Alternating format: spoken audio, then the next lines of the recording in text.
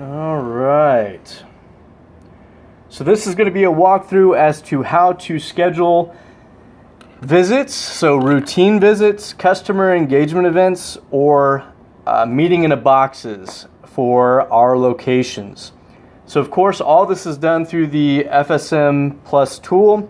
The website is just retail.samsungusa.com.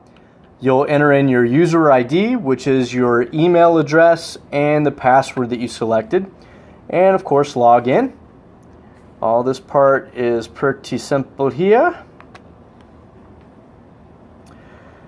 So when planning a visit, a customer engagement event, or a meeting in the box, all of those are activities. So we'll find those under the activity box here, and we just click on activity. Now, right when you log in, after clicking into the activity, you're going to see the current month populate. So any of the green visits are, of course, visits that you've already done. And you can just use the scroll down over on the right-hand side. And that kind of allows you to scroll through the entire month there. Okay? So that's pretty cool. And you can add a visit right from this screen if you'd like to, just by coming over and hitting that plus sign that says new by it. So I'm going to give you this example first. So you have a CE event to add on March 11th, okay? So I'm going to come up here and I'm going to click on new. And then you're going to see a class that pops up. And this is going to let us know, is this a visit that's in store? Is it out of store? Or is it just an admin? And this is going to be an in-store visit. So routine visits, customer engagement events, or meeting in the boxes are typically all going to be in-store. So I'm going to highlight in-store and click on that. A new box is going to appear. And this is what's going to give us the breakdown for that actual specific visit that we're looking to do. So you'll notice right here it says in-store visit type. So if we use this drop down, this is where we get to classify what kind of visit that is. Is it just a routine visit? Is it a customer engagement event? So that's your CE event. Or is it a meeting in the box?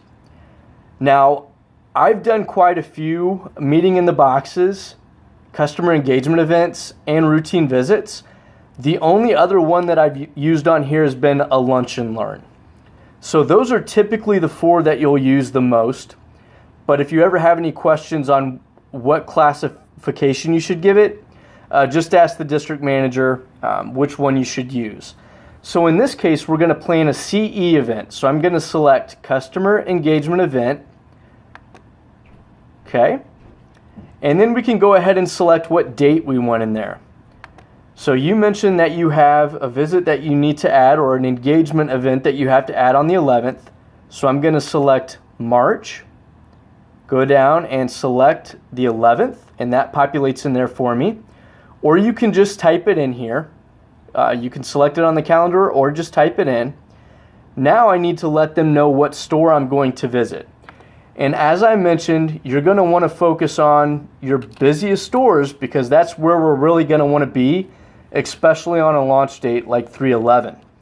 So I'm going to come over to the store now, and I need to search for what store I'm going to visit. So I'm going to hit that little magnifying glass under the store, and you'll see this window pop up. Now, you can search many different ways here. You can type in the store address if you know it handily. You can type in the city that the store is in. If you type in the city, all the stores that you have in your territory in that city will pop up. So typically the easiest thing to do is come over and do channel. And when they say channel, that means, is it a Walmart? Is it a Target? Is it an AT&T, a Verizon, a T-Mobile, a Sprint? So in this case, I'm just going to use AT&T as the example. So I'm going to type AT&T in there, and then I'm going to hit that magnifying glass, that search icon there. And now what specifically do I want to search for? AT&T Core. I'm going to highlight that, click on it, And then you have another search down here, and I just click on search. So what it does now is it searches for all the AT&T core stores that I have in my territory.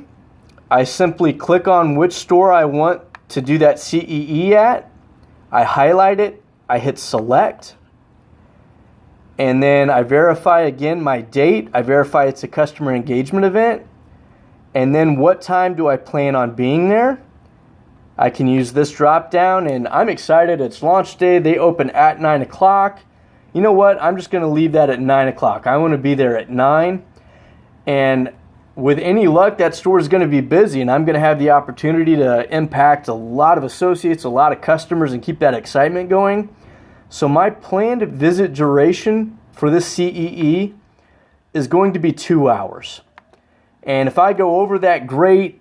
If I get there and they're totally dead, I can leave before then. I'll just want to let Aaron know or my district manager know.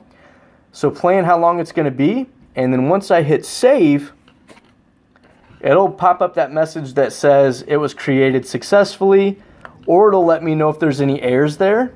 So I can just hit OK. And if I want to double check and make sure that visit landed okay there, you just want to be sure that you have March pulled up, so you can use your arrows over here. And then I can scroll down to the 11th, and I have that customer engagement event that was added at 9 o'clock at my location there. So that guy is loaded in there.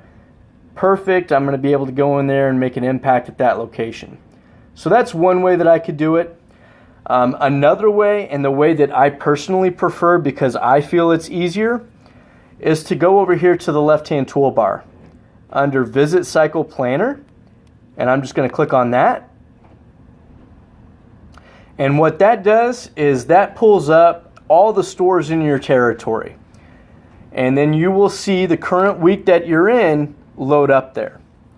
Well, I don't need to plan anything in this week. I need to plan something on the 11th again.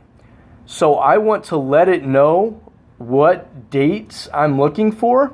So I'm just going to come over here, and these boxes are not labeled very well, but it's right next to where it says cycle and select one. I have not used this drop box at all. I just use these two boxes. So I'm going to select that first box because that's my start box. So what I want to filter it starting from, and I'm going to have it start from Monday the 7th, and I want it to go through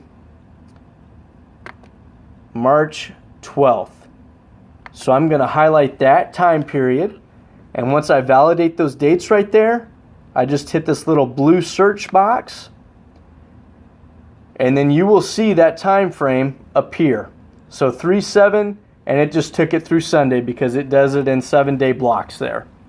So this is perfect. So I want to visit another door, and again, you're going to want to focus on your busiest doors with these launches.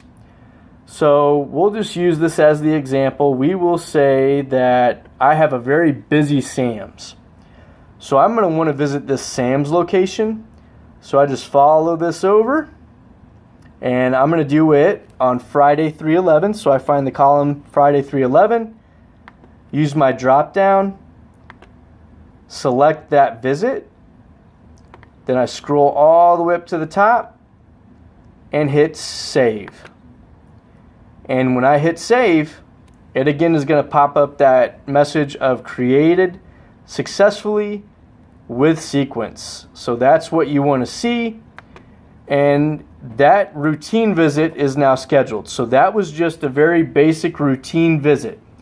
If I have another engagement event or a meeting in the box event that I wanted to plan, the process is exactly the same, but you'll notice over here under visit type, you can use this drop down, and I could select routine visit, lunch and learn, customer engagement event, or meeting in the box. So again, if I was doing a meeting in the box, I would just highlight that line, click on it, you'll see it now listed under meeting in a box, and it's the same process. Find the store that I want to visit, go over to the date that I want to visit it, use the drop down, hit it, and save. So it's the same process. You just need to ensure that you have the right visit type selected when you come over to select it in that week period that you have selected as well.